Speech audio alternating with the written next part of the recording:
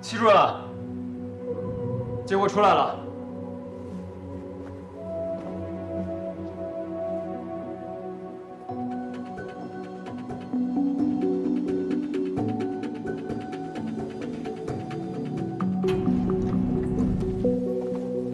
廖云生死了，谢瑶琪还生死未卜，我们好像又回到了原点。如果谢瑶琪没死的话，今天晚上就是救她的最后机会。 按照正常逻辑来说，这些受害者之间应该都有所关联。叶莹莹、谢瑶琪、李淑婷还有廖云生，原本4个不相干的人，他们唯一的交集点就是医美诊所的廖东。但猪肉铺出事那一天，廖东的不在场证明我们已经核实过了。可是现在他是唯一一个和案件有关的人。 把他叫过来问问。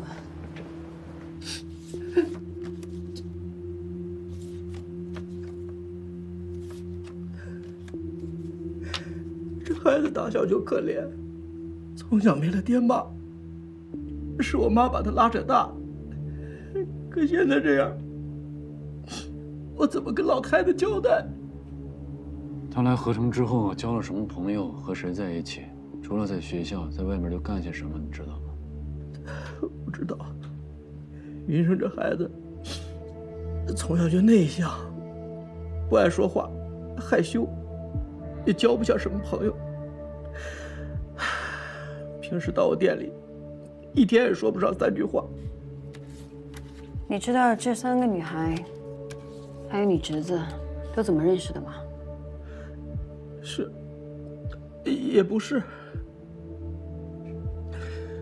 小谢是在我那儿兼职，然后才认识了叶莹莹。这个女孩是小谢带来的，不过他们认识了以后，好像感情还不错，平时老在一块儿说说笑笑。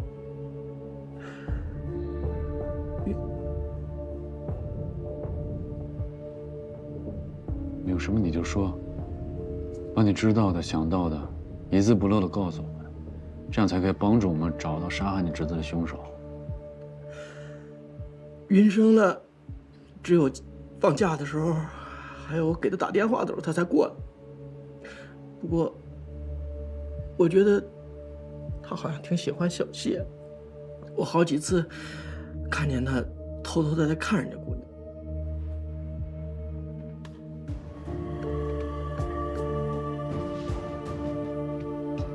他们2个人有进一步发展吗？没有。 我还嘲笑他来着，来俺们想吃天鹅肉。我说了，云生就是个害羞的孩子，他最多给小谢倒杯茶呀，买个奶茶什么的，没别的发展。他和另外2个人是什么关系？其他2个人他没什么关系，他们好像都没怎么说过话。他们4个要说同时出现我店里，好像只有1次。 那一次有发生什么事吗？也没什么特别的事儿，就是3个女孩在那有说有笑的，云生突然就来了。秋花，真的假的？那请问人家还跟我？哎，姐姐，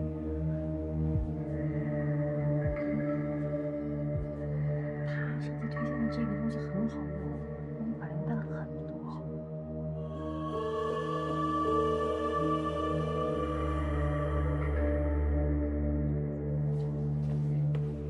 然后这个女孩就再也没来过我店里了。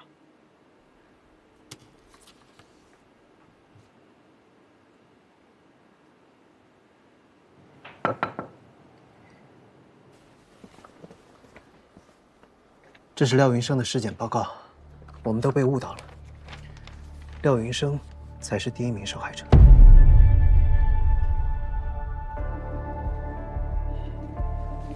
死者廖云生与第一名死者叶莹莹一样，在腹部发现了模仿蜘蛛口气扎入猎物体内的创口，内脏也有被盐酸腐蚀过的痕迹。在死者的耳后也发现了疑似造成静脉空栓的针孔。不管是从手法还是死亡原因来推测，凶手都是同一个人。所以说，第一个死者是他。但是，由于尸体被福尔马林跟保鲜膜处理过，我们无法得知具体的死亡时间。但是，经过我们进一步的检测，可以大致的估算，廖云生至少死了有4个星期以上。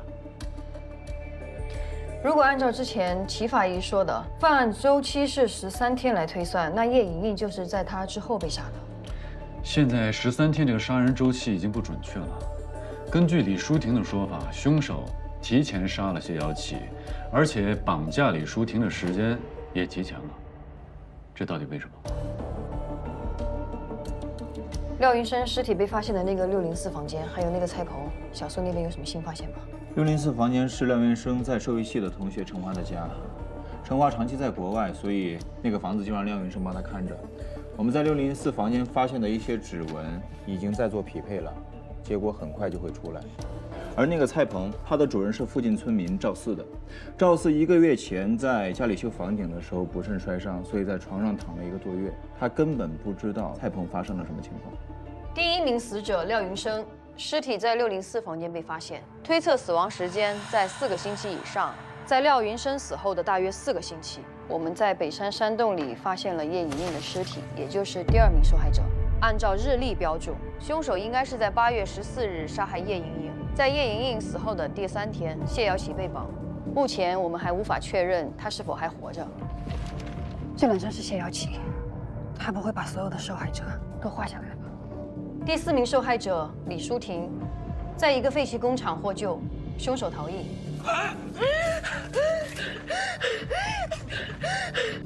从凶手的行为模式来看，是从李淑婷案开始改变的。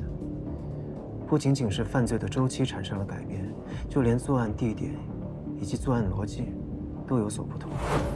前2个现场都有凶手特制的漏斗蛛网，为什么这个现场没有？如果他认定这里是他新巢穴的话，谢瑶琪应该在这里才对，可是却没有。按照李淑婷的说法，她认为是廖云生绑架的她，但廖云生早就死了，根本不可能是他做的。那会是谁呢？谢瑶琪被绑架的时候，警方是接到了猪肉铺老板报警的电话，但是老板死了，所以就说没有人可以证明谢瑶琪被绑架了。你怀疑谢瑶琪？如果谢瑶琪是凶手，一切都说得通了。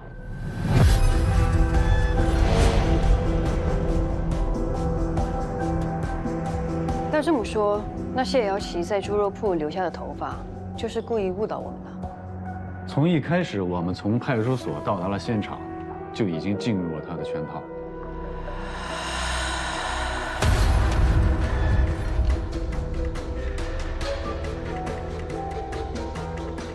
他把所有线索都引到廖云生身上，因为廖云生具备了所有犯罪分子的特征。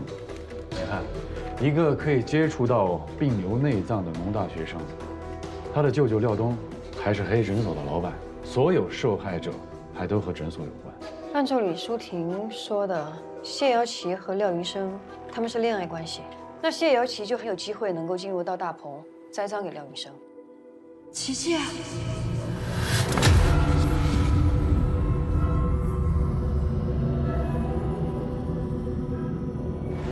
最关键的是，廖云生已经死了，我们就算怎么查也找不到他。在没有发现尸体之前，只能认为廖云生是凶手。我们一直以为谢瑶琪是被害者，如果他说谎，我们所有的推断、所有的证据，全是错的。廖云生尸体现场发现的另外一个 DNA 对比结果出来了，是谁？谢瑶琪。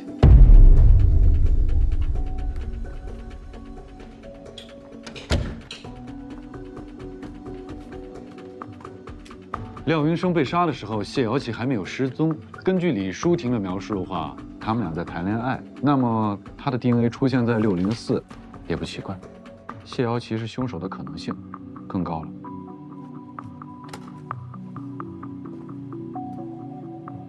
凶手如果是谢瑶琪，那李淑婷她所说的，又是真的还是假的？他给我看了几幅画，什么画？是琪琪，他画的琪琪，琪琪死的样子，死的特别惨。李淑婷呢？还在医院吗？没有，送她回家了。她说她没事儿。这样，我们去找她，当面对质，他们俩当中一定一个有问题。行，行，支队，走。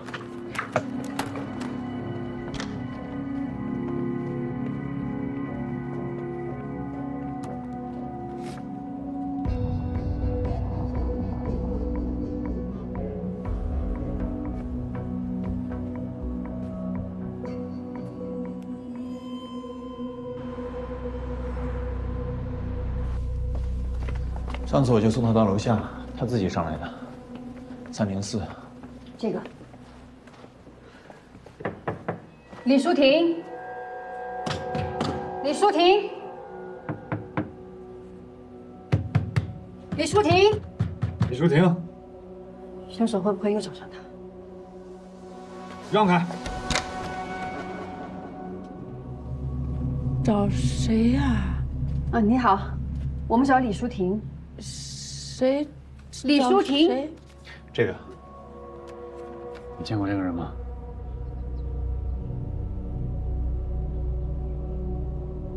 他不住在这里吗？这里就我一个人住。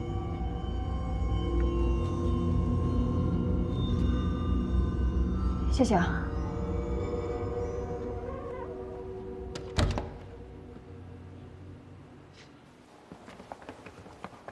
韩风，朱队，是李淑婷，是李淑婷一直在误导我们。韩队、朱队，我已经查过李淑婷在医院留的资料了，除了你们刚刚去的假地址，还有李淑婷在医院留的联系方式和紧急联系人，全部都是假的。全是假的。你是什么时候想到的？我也是刚刚才想到。小新，你能查到小苏送李淑婷回家之后，李淑婷去哪儿？马上去查。小苏，老万呢？他在农业大学询问廖云生的同学。喂，老万，特别注意一下那些学生里面有没有人见过李淑婷。好。我第一次见到李淑婷的时候是在派出所门口。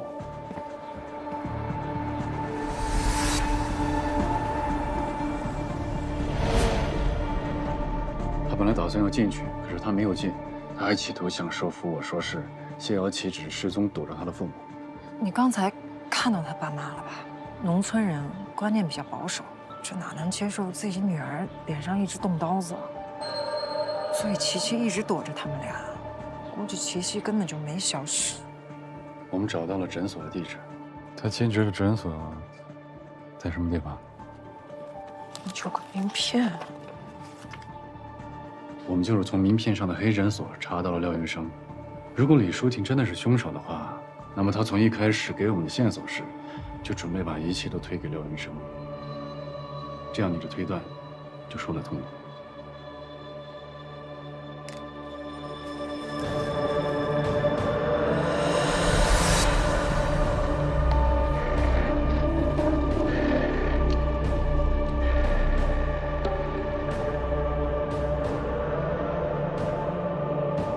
救救我！救救我！你说今天晚上杀了琪琪之后就要杀我，这里怎么好？有机器人声音。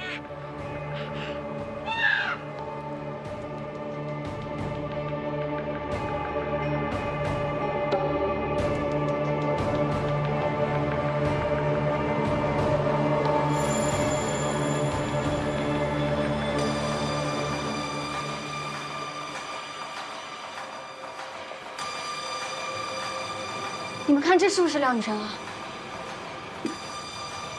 就这个家伙，好像这是他。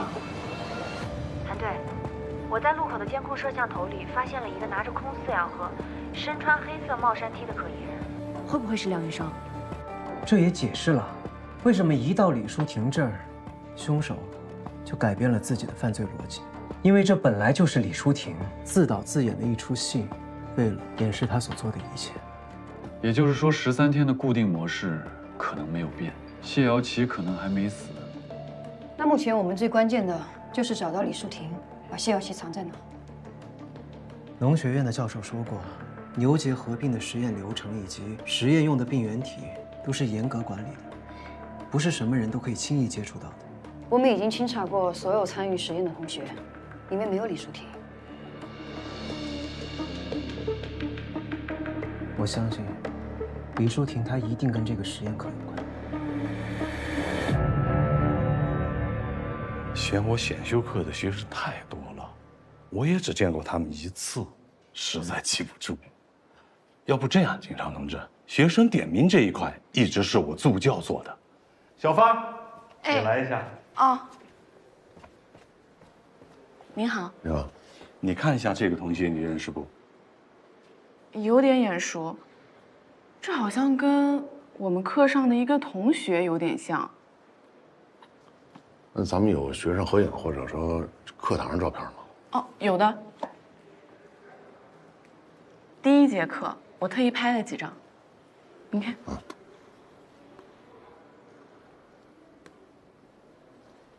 这是在牛结核病的那个实验课上拍的。对。你看像不像？但是脸被挡住了。这人叫什么呀？王启龙。点了2次名，他才达到。李淑婷用了假身份。对，他们助教证实，李淑婷应该是做了伪装，用了王启龙的身份上的课。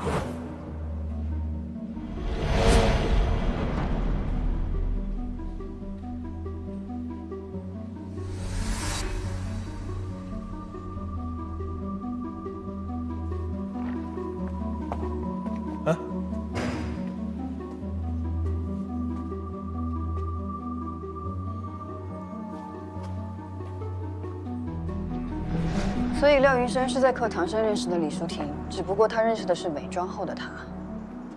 难怪在医美诊所有那么大的反应。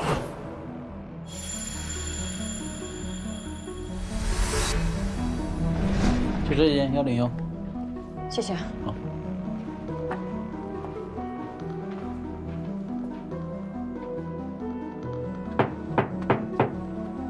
有人吗？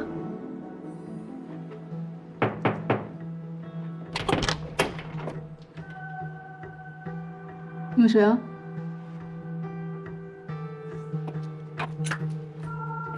王启龙。照片上这个人认识吗？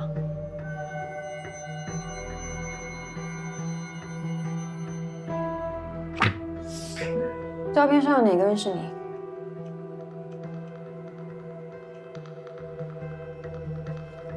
这个是我。确定吗？确定。在同一时间、不同角度，你们的助教拍了一张侧拍照，你好好看清楚。你看一下，这个人也是你吗？是我。你旁边的同学叫什么名字？我不记得了。你跟他们一起上了那么多次课，连同学的名字都不记得？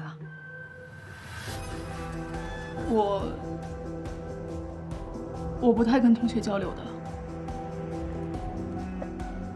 我们今天把你叫到这来，就说明我们掌握了一定的证据。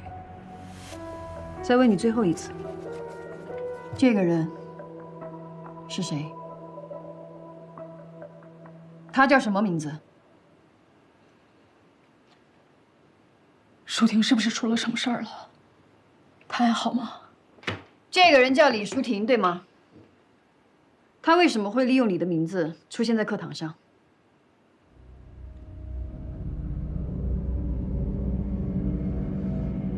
那天，淑婷听说我有实验课，她觉得好玩儿，就想尝试一下。舒婷她没上过大学，她对学校里的一切都很好奇。那本来我就不喜欢上实验课，我就让她去了。李淑婷知道你们实验课的内容吗？那是我们大家自己分开做实验观察的课，我觉得肯定不会被发现的，就让她装扮成了我的样子去上课。就这么简单？就这么简单。舒婷到底怎么了？你为什么一直这么问？你是知道些什么吗？还是他告诉了你什么？李淑婷之前也有假扮成你去上过课吗？就是这次。李淑婷现在在哪？我不知道。舒婷到底怎么了？你先回答我们的问题。我真的不知道舒婷到底怎么了。你上一次见到李淑婷是什么时候？在这之前，我们已经很久没见过了。他很关心李淑婷。已经问过3次了。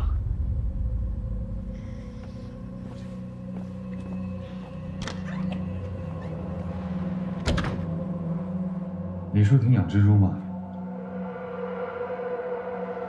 为什么问这个？这是她养的蜘蛛吧？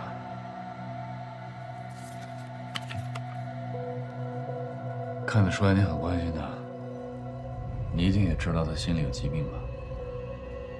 她是不是常常幻想自己是只蜘蛛？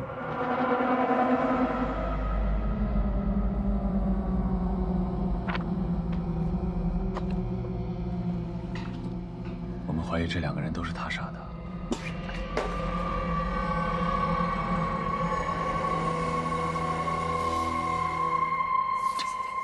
这些都是舒婷做的。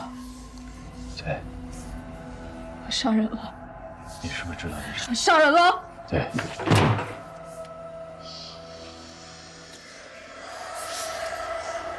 如果你现在告诉我们的话，我们可能还会救下一个人。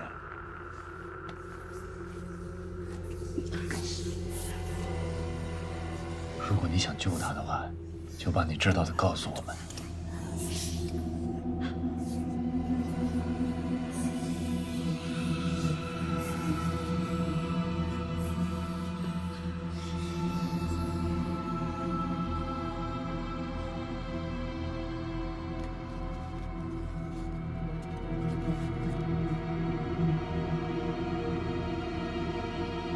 我什么都不知道。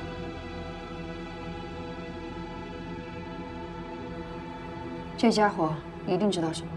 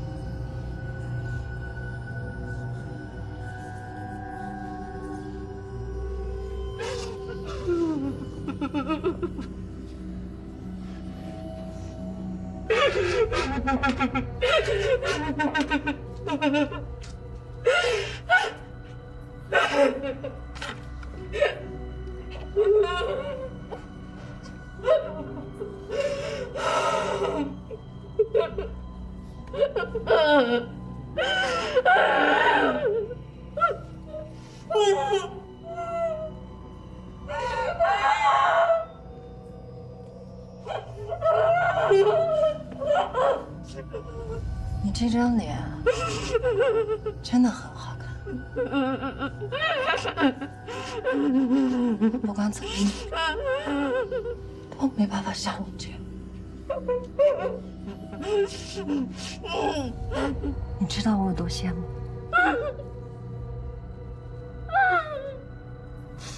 没有人喜欢我。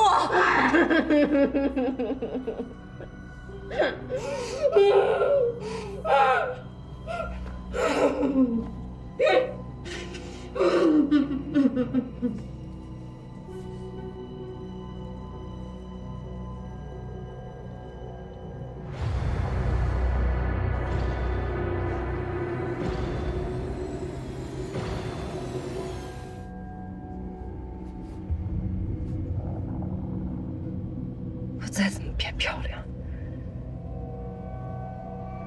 也没有人喜欢我。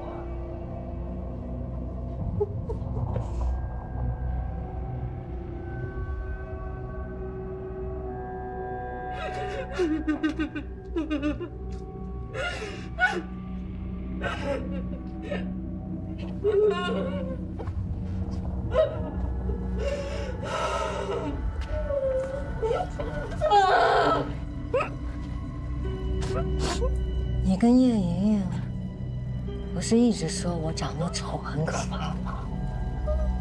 我都听见了。你忘了？就在黑诊所，我们3个人一起打美容针啊。舒婷、姚琪，我跟你们说啊，这个美容针可管用了，等3个月之后再来打第2针，我保证你们容光焕发。爷爷，你好没有蜘蛛啊！你下去了吗？那儿。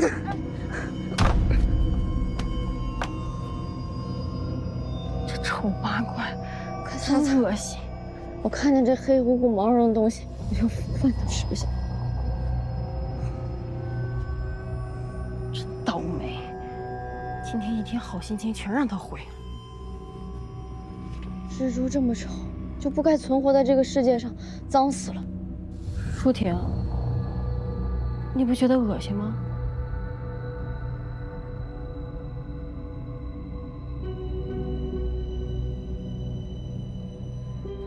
你不是说我不配存活在这个世界上？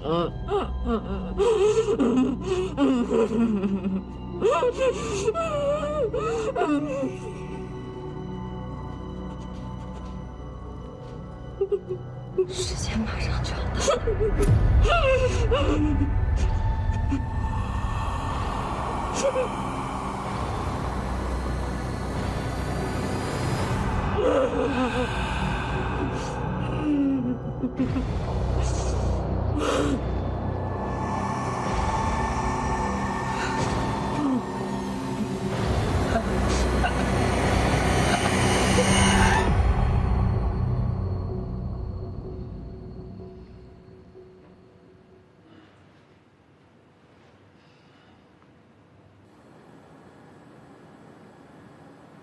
我们去搜了他们家，什么都没发现。现在李淑婷这条线也断了，再这么磨蹭下去，他可能真的要动手。我总觉得这个案子一定有什么盲点。盲点？其实我们对凶手没有什么实质性的掌握。万一我们被凶手骗了，凶手不是凶手，被害人不是被害人，就像李淑婷一样。凶手也可以伪装成被害人，杀的人有男有女，这完全不符合一般连续犯罪的基本逻辑。有男有女，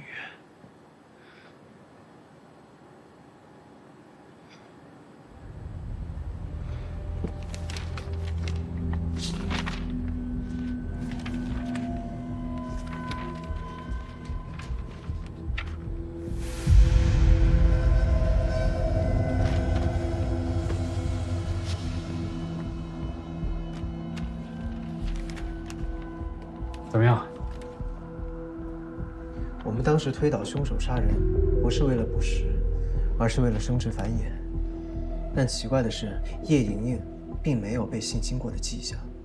但现在，如果李淑婷是凶手，叶莹莹没有被性侵，那就合理了。但是她应该杀男人才对。如果凶手的目的真的是为了生殖繁衍，他为什么要抓和自己同为雌性的叶莹莹和谢瑶琪呢？他第一个杀的是廖云生。他杀廖云生是为了模拟雌蜘蛛杀死雄蜘蛛的行为，所以他把廖云生当成了雄蜘蛛。但是他在杀完他以后，应该模拟产卵才对，为什么还会对叶莹莹和谢瑶琪下手？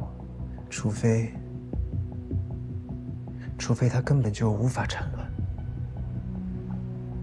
叶莹莹的尸体在腹部有一道伤口，子宫被破坏了，凶手有疑似仇杀女性的倾向。或许他的目的就是为了破坏子宫。如果它不能产卵的话，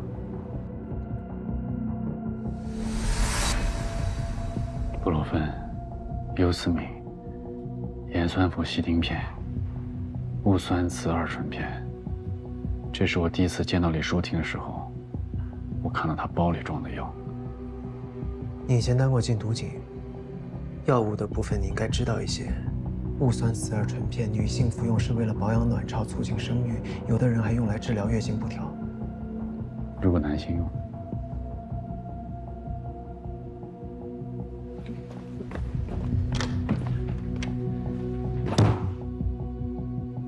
李淑婷一直在服用戊酸雌二醇片，她根本就不是女性。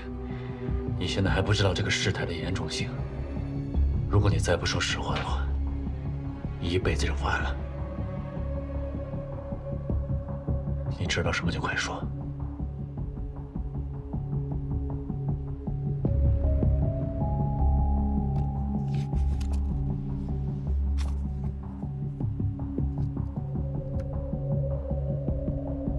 淑婷她不是李淑婷。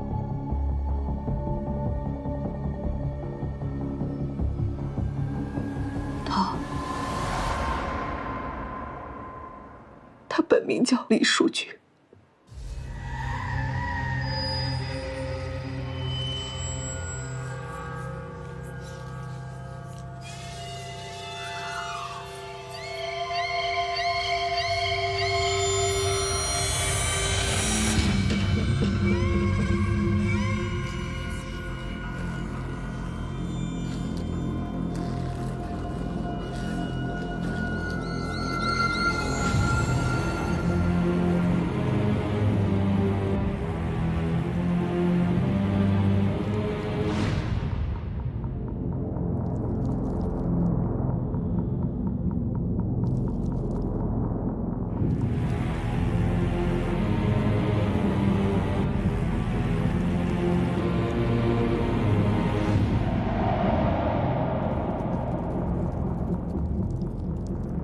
他们都不懂我的美，不过没关系，很快他们就会付出代价。很快。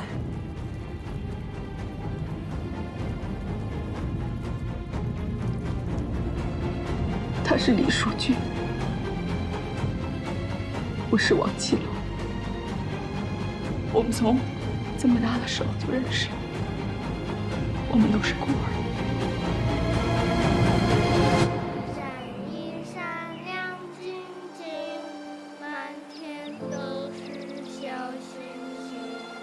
小花花，王启龙，你好了没？王启龙，你好，看我帮助你。哟，这个不是我们班那个小怪物李淑君吗？其实淑君不是什么怪物，她只是罕见的双性染色体，却不被接受，甚至被欺凌。才走上了这条不归路。淑君的性格内向、怕生，而我大大咧咧的。好看吗？8岁那年，他想改名重新生活。从那以后，他就是李淑婷了。他说，这样他就能快乐了。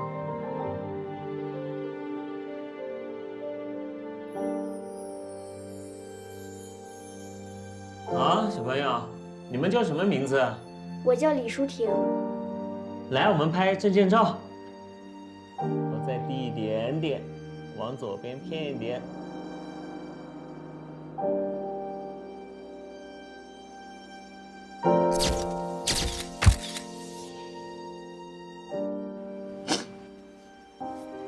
我想让他快乐，我不想让他再受欺负。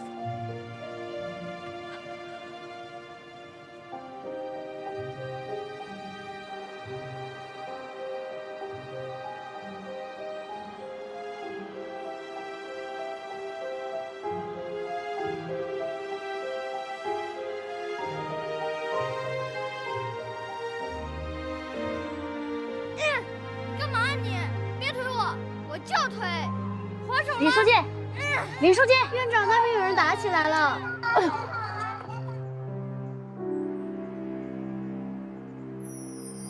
别打了，别打了，撒手。王启龙，叫你了，快去吧。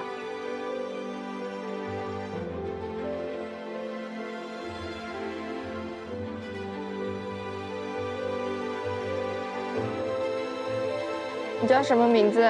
王启龙。你今年几岁了？9岁。好。你叫什么名字呀？李淑婷。你今年多大了？8岁。8岁，好。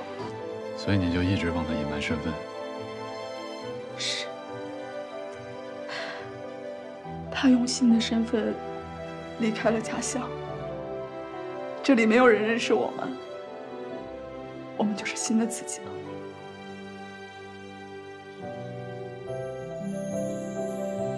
再见，李淑俊。再见，王启龙。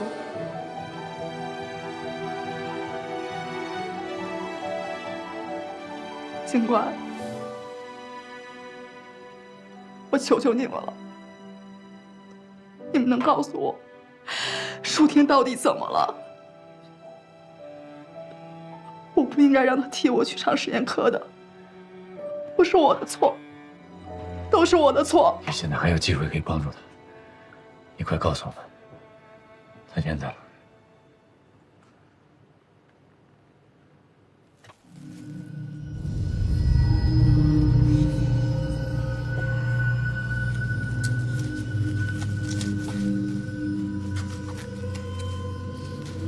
我只是想跟你们一样，变成漂亮的人。我有什么错吗？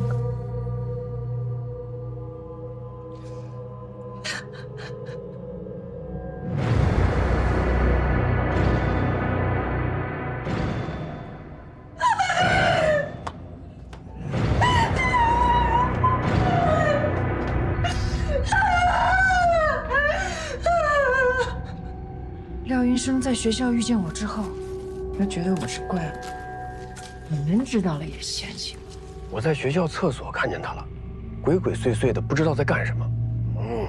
什么？有病！真是个怪胎。他平时还跟我们这么亲密，真是越想越恶心。变态吧，我天！你知不知道，嘲笑我的人都该死。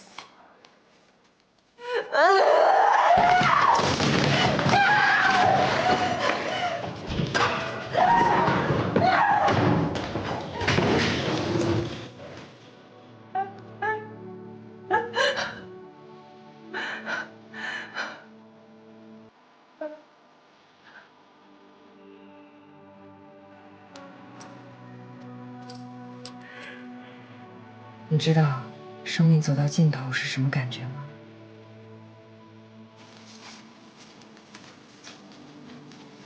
你说你们该不该死？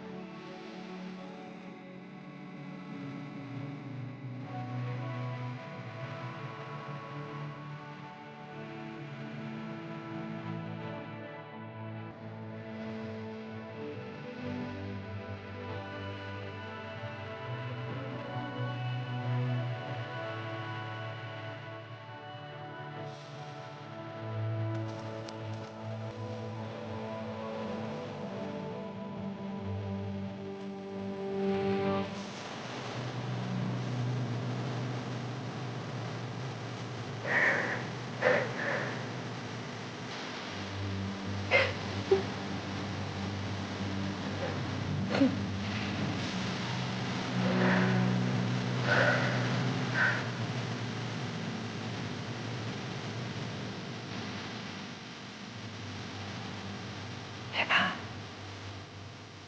很快就会结束。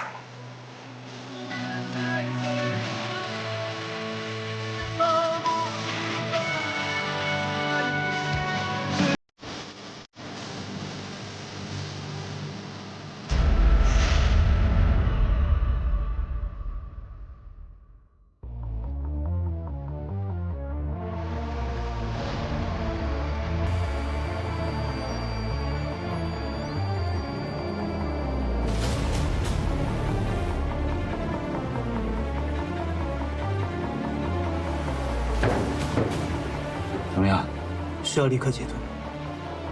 李淑婷出现幻觉，是不是药物导致的？你一直走不出来，对于小飞的死，你一直过不去。你觉得他会高兴吗？失踪案怎么转到我们这边来了？被害人叫刘媛媛，前阵子她母亲因病去世了。